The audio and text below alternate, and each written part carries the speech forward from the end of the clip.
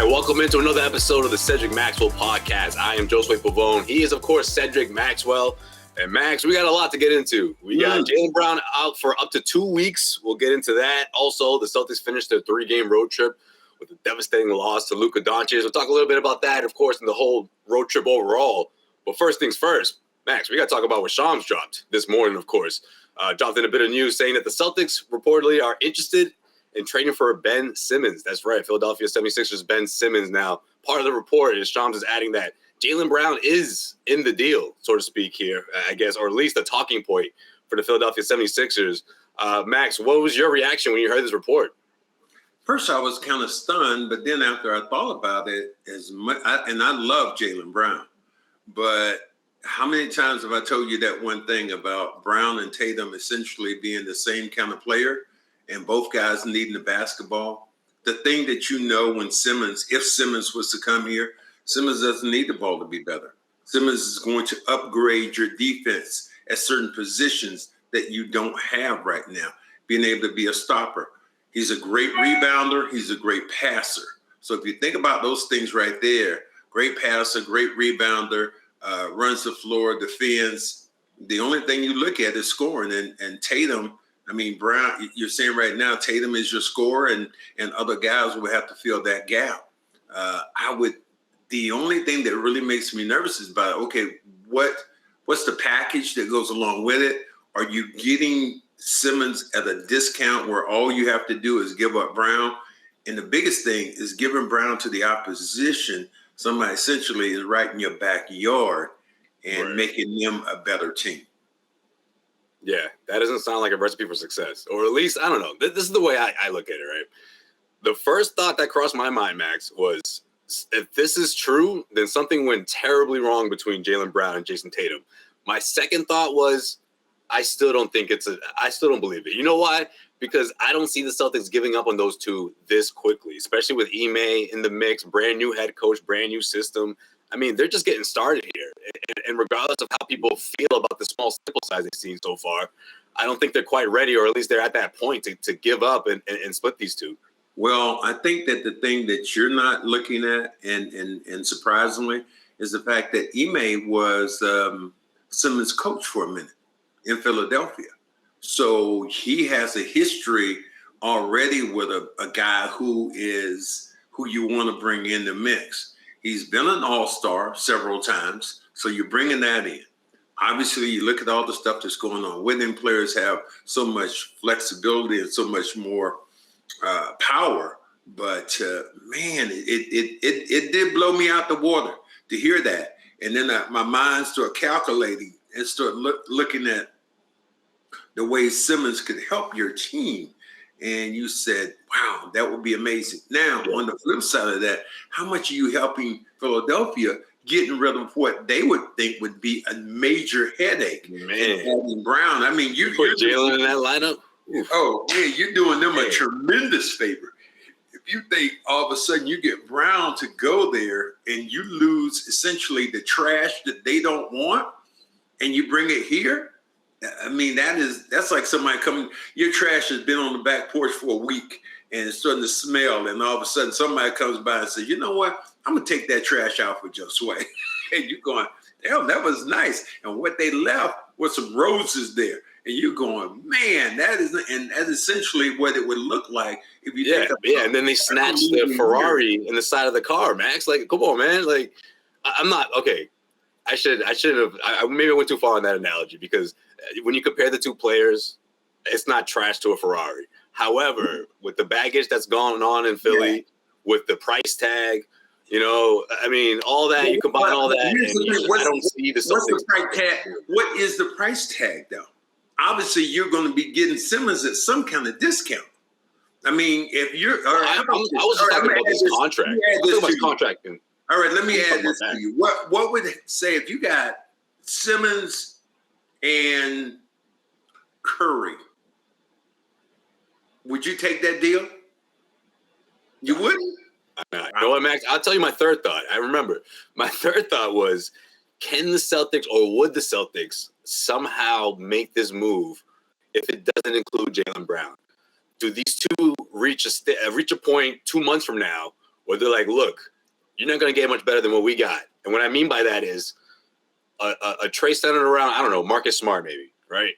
And you name it, any kind of combination of players or picks and assets that you, which Celtics don't really have a whole lot of, but right. Would the Philadelphia 76ers take that? What do you think? But I don't know. I mean, I just think that, obviously they're looking to unload, and you're probably going to get a bargain price, but you got to take back salary.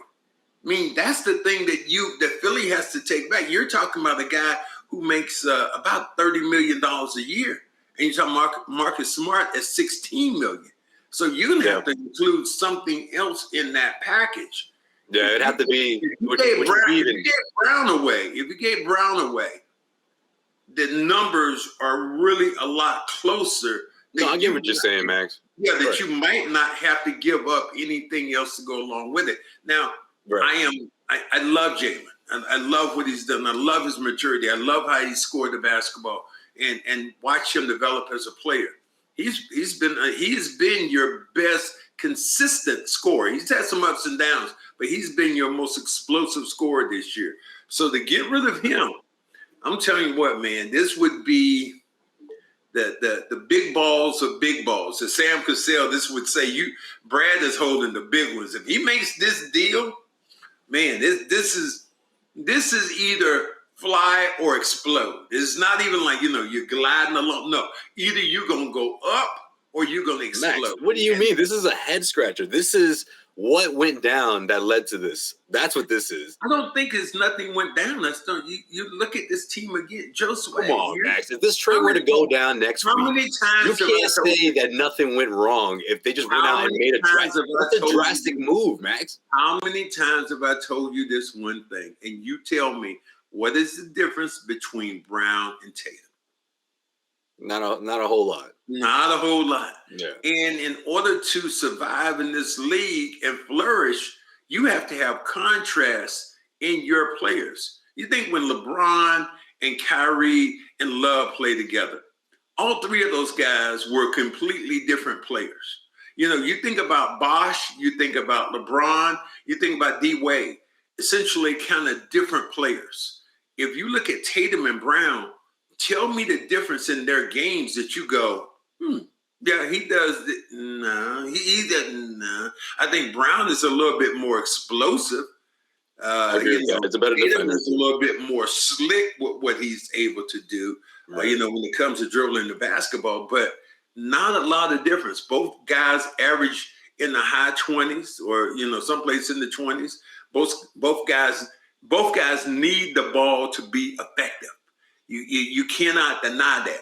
And that's one of the things that you look at this team. It's like, how many times as Marcus Smart and other players said the ball sticks with Tatum, it sticks with Brown.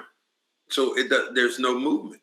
Yeah. I mean, look, if this team runs its course in the sense of, look, these two it's just not working. Okay, yeah, I'm with you, Max. I'm not saying sign these two up for the next. I mean, contractually speaking, they're signed, but you know what I mean? Like, I'm not saying that means they're going to be together for the next 2-3 seasons. I'm just saying this season has to be where they go all in, and we know that they are the leaders. They're the ones running the ship, and I don't think under 10 games into the season is the time to break them up. I want to see how this thing plays out, and a big part of that is because of what I saw when this team was playing in Florida. All right, 2 back-to-back wins on the second night of a back-to-back. You go into Miami, you beat the team with the best record in the Eastern Conference, and you did it the exact way Ime told you to do it, right? On the defensive end, you held this team to under 80 points, Max. Yeah, but essentially you beat them without Tatum. Tatum was a non-factor in that game, and then now you go down to Dallas and you almost beat Dallas, and then Brown's a non-factor in the game. So you look at this team and saying, okay, what are you going to do? What's the consistency that you look at with this team and what they have to bring to the table? If you're looking to have just 2 great players on your team and here for a long time, I don't think you trade them. You don't move them.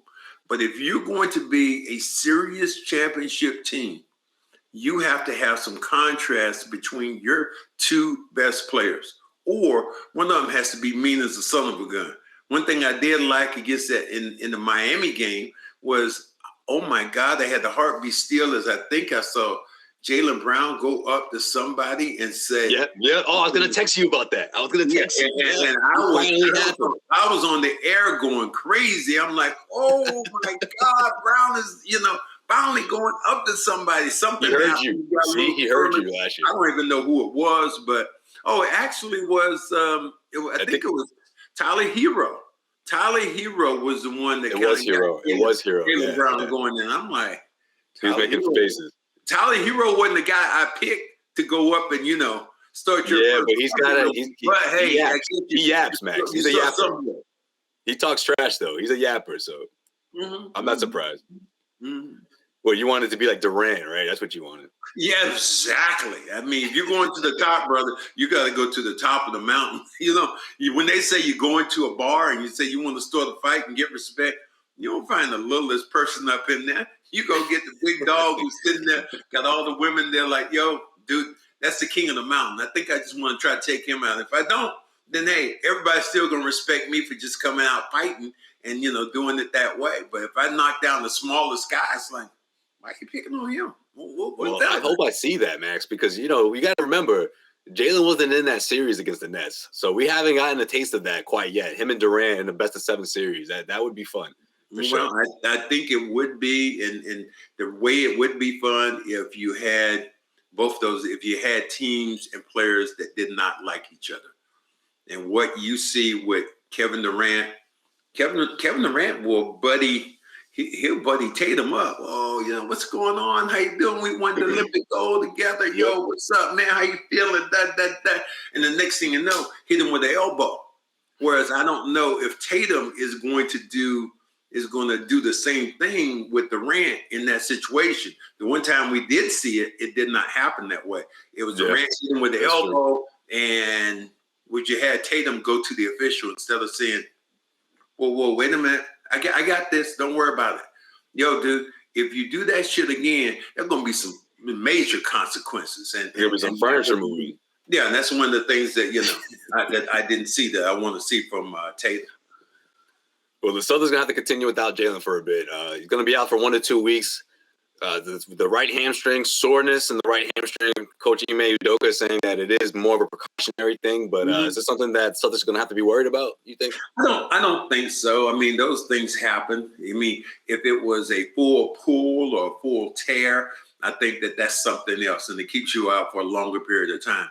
But if you're talking about maybe a week and a half with treatment, then, realistically, you should be back, before the Lakers come to town, and you should be at full strength when they come to town. So I don't mind that. You got 2 games in Cleveland, which are coming up, that are going to be, Cleveland's playing well. You need to win both those and then kind of get on the road yourself. We also got the Bucks coming into town too, so that'll be a good matchup. But Bucks have been so inconsistent this year. I know, but I mean, I guess the reason I say that is because of they are the Bucks, they are the champ regardless, but also because I'm putting a microscope over Jayson Tatum right now. With no Jaylen, how is he going to respond? Is he going to stick with the program here? I thought his comments after the Dallas game was interesting. It was the first time he addressed what Marcus Smart had to say last week when he called Tatum and Brown out, saying like, look, these guys. I'm in the corner and they got to pass the ball more, and for Tatum to come out and say, look, he pretty much said it without saying when he was asked, did you agree with him doing that? And Tatum kept it real. He said, I think you know the answer to that question. However, I do know that I need to do things better. I am constantly working on my game, but I'm going to approach the game the way I approach the game. And I thought that was interesting. I'm going to find my own way here. Let me rewind here. You said, you know how I feel about that? That's what he said to the reporter. What the hell does that mean? What does that mean? He doesn't agree with what Marcus did. That doesn't mean you don't agree. That does not mean you don't agree. When you go out and say, I'm going to play this game the way I want to play this game, it sounds like he's not trying to sign up for what Marcus Smart has. What it means to me, if a reporter asks you a direct question about Marcus Smart's response, then I give him a direct answer. No, I did not like it. I think we should have kept it in-house. But if I say, well, you know how I feel. No. As a reporter, you reported. No, Max. I think you know the answer to that question. Excuse me. Well, that's the same thing. That's the same thing. But as a reporter, if you ask, and you've been in the locker room, if you ask a guy a question and he says that to you, you might press him even more. You'd be like, well, what do you mean? There should have been a follow-up. That's why I asked you the question. Now, you know what I mean? No, I don't know what you mean. I mean, and players do that sometimes, out of habit. But no, I just thought the way he elaborated didn't give any credit to Marcus whatsoever in his response. Well, that's not an answer. If I ask you a question and you say, you know how I feel about that. No, I really don't. If I'd been a reporter, I'd be like, no, I really don't. I just want to ask you. It could go either way. Is it yes or is it no? Which one is it? So that to me would have bothered me as a reporter. Well, what do you think about what Marcus had to say last week? I think you have to take it all in context. He didn't just go at Tatum and Brown. What he said about them, he said, well, for us to get better, Tatum and Brown have to understand that the defenses are locked down and set up for them. So they do a lot of double teaming. If Brown or Tatum comes off a pick, they have a man and a half there. So they have to find that open guy in the corner or find somebody else who's going to knock down the shot. I think you look at Romeo Langford, who's been doing a pretty good job. And I mean, Schroeder played a great game the other day. It's just unfortunate that Luka came in and spoiled their party. That just doesn't happen 3 times in a row, essentially getting beat by the same shot. That's crazy. Yeah. Yep.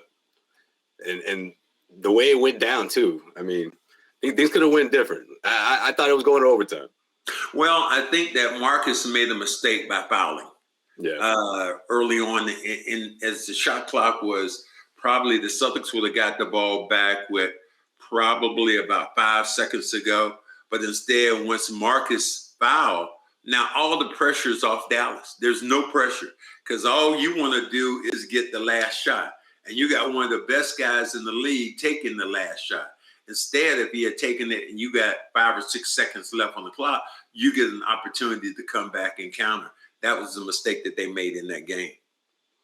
As well as, I mean, here's the thing. The first thing I thought was he instructed to do that? And of course, Ime was quick to say no, he was not. So Ime, what you love about Ime, keeps it 100. Ime ain't taking the bag for nobody. I'm tell you what I'm not gonna do. No, he doesn't keep it 100, Max. He keeps it. I think he keeps it 1,000, Max. I don't think he keeps it 100. I'm not gonna go out and rob a bank with Ime. I'm not gonna do that. Okay, because as soon as the cops come up, they're gonna like Ime, who Max is with me, Joe Sway was with me. All those guys are seeing that. Yeah, all those guys are with me. It's like just hold up for a minute. But he's letting them have it and making them be accountable, which is really different than what Brad was. Brad was more so like, that's on me. That's my bad. We as a team. No, he said, no, I didn't tell Marcus to do that. No, this is how it is. So he puts the onus on the players. And to me, I kind of like that. I mean, because I guess I had Bill Fitch. I had Bill Fitch as a head coach one time with me. And boy, he would put the onus on you in a heartbeat. And it wasn't even close. And I remember one time it was a game late, and I actually came over to help somebody out, help Tiny out against Philadelphia. And he was about to be beat by Andrew Toney. I came over, and I didn't cut the baseline off well enough. Andrew Toney stepped by me, and my knee hit him, and I fouled him. He goes to the free throw line and takes a couple of free throws. And they win the game in Boston. And the reporters were asking me some questions, and I was usually smiling about it. And I remember Bill Fitch walking by my locker and looking at me, he said, if I was, and love this, I said it, and I quote this, he said, if I was that fucking guy pointing to me, I would never laugh again in life. So I've been with coaches that say, that they're going to let you have it instead of jumping on the sword themselves. Yeah, I mean, that's what he's been doing. But at the same time, maybe that's what's rubbing off on Marcus. Like, look, my whole thing about this is it's one of those, okay, it's not about whether he should have done it or not. I just think we all know it's a risk, right? it's a risk you go out there and say something like that. It's a risk because you don't know how your team is going to respond. I think that you look at the way the season was going so far. Somebody had to jump start it with something, and I don't think you go in with kid gloves on. You got your ass beat by Toronto, and with very little effort. You were ahead against Chicago, and they came back and beat you. You were up by 19. You get beat by 15 in the third quarter. That scoring margin can't be. So somebody has to say something. They played 3 home games so far and have not won a game yet at home. So what do you do? You just we're okay. We'll be better. No, somebody has to say something to get some spark in this team. And so I didn't mind that at all. You think this is something that do you ever think that like the Tatum thing about it, right? Because I know you're sort of like I'm not quite sure if he's really took a dig at Marcus or not, but is this something that could strike back up down the road where these two actually, there's some kind of friction between them? Well, didn't they have it with Brown? And Brown is smart. They were at it for a while. People said that, they were up in each other's face. It happens when you play team sports that you have strong personalities and you have these two Brahma bulls and they're coming to each other and nobody wants to give. So it's a tug of war. And Marcus is the defensive captain and Tatum and Brown are kind of the offensive captain. So it goes both ways when you think about this team. Yeah, that's what I think. Because when it comes to the defense, I feel like Marcus is like, look, this is going to be our DNA, and I got to be the one leading the ship. He's the point guard. Obviously, we know what he means to the defense on this team. And right after he said those things, Max, say what you want about what he actually said. We saw results. We saw 2 incredible wins, especially against a team like Miami. We did see incredible wins, but we didn't necessarily see the assist totals go up. We didn't see that. Hey, Max, I want this team to be one of the top defenses in the league. It's got to be a top defensive team. But it's the hardest stat in the world to get, as an assist, because you can pass the ball the right way. It's up to that guy to make the shot. I happened to talk to Jim Jones about that, who played with the Lakers for a while. And I said today, man, I tell you, if you wanted to piss Magic Johnson off, or if you want to piss a great point guard off, you miss a shot, an easy bunny or something that will give him another A. Boy, that will make him hot as, hotter than fish grease. So I think that you have to think in that way. Sometimes what happens with players. Yeah, that's true. I mean, you've been there before, Josue. You play ball. You a point guard. You drop a dime on somebody. You going, give them a dime, and you think that's sweet, and they come in and miss the layup. What kind of face do you make then? Come on, man. Come on, man. Thank you. So that's momentum, man. You stack up a couple assists. That's momentum right there. That assist thing sometimes can be so blown out of proportion because it takes that other person, once you get that pass, to knock down that shot. You make the best pass in the world, solid. I'm sure you've done it before.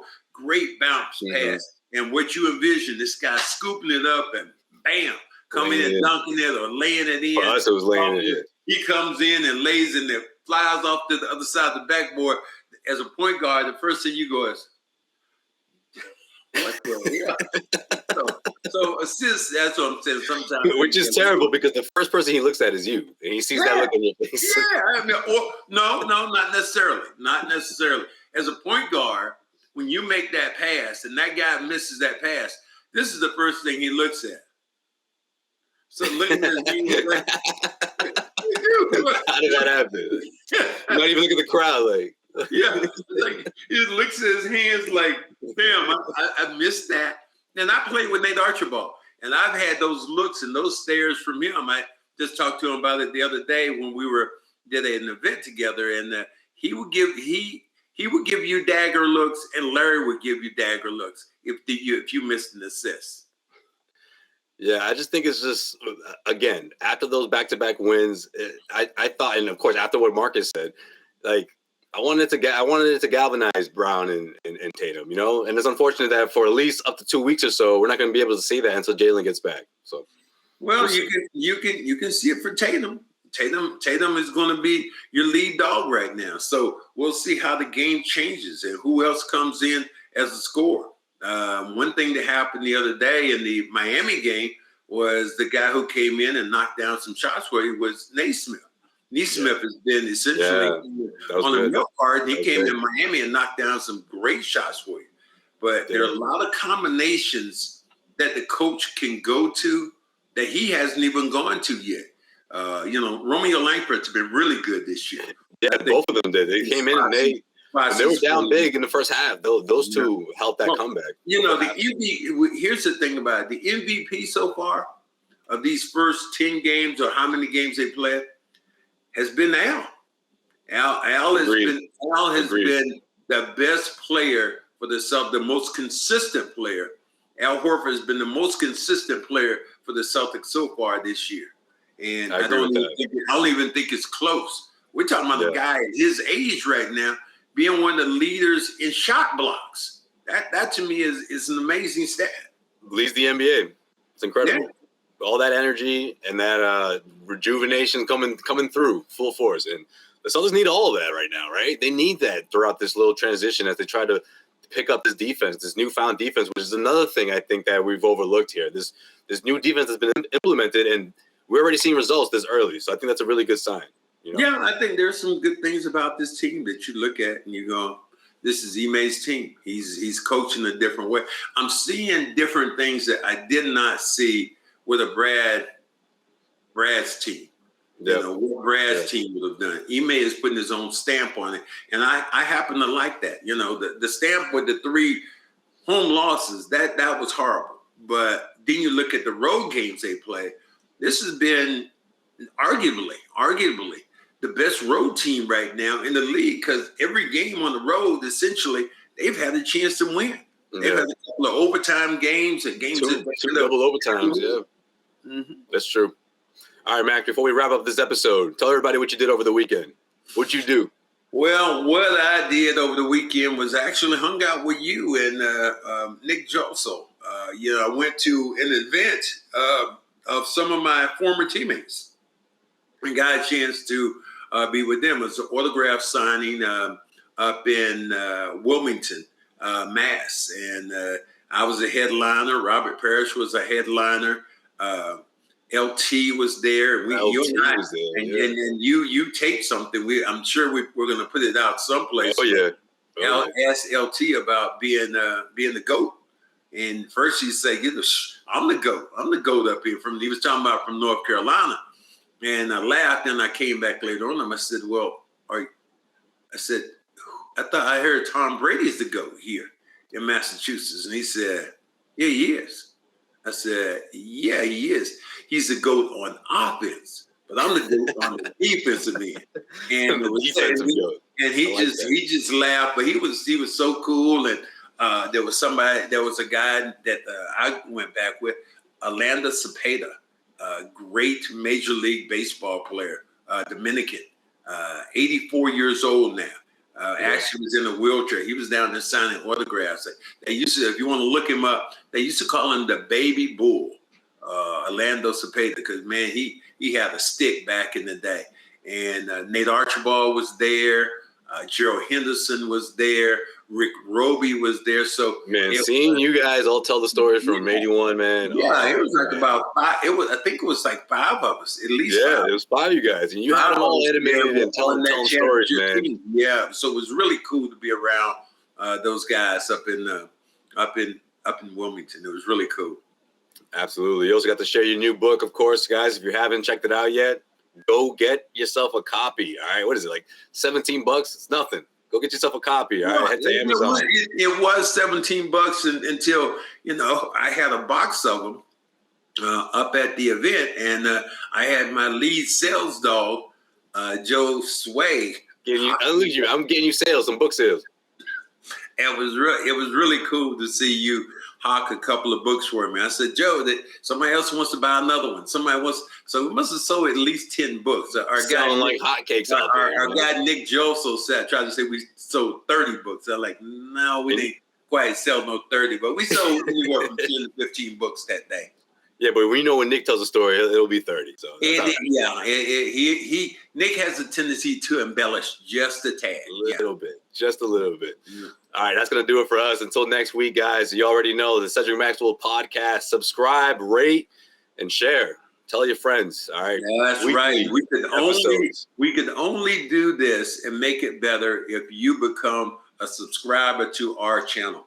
And, you make us stronger. You make us stronger, and we're going to make you stronger by giving you honest feedback, great information, because one thing you know about myself and Joe Sway, we keep it on the it. Pause for emphasis. Exactly. That's exactly what we're doing over here. We'll see you guys next week.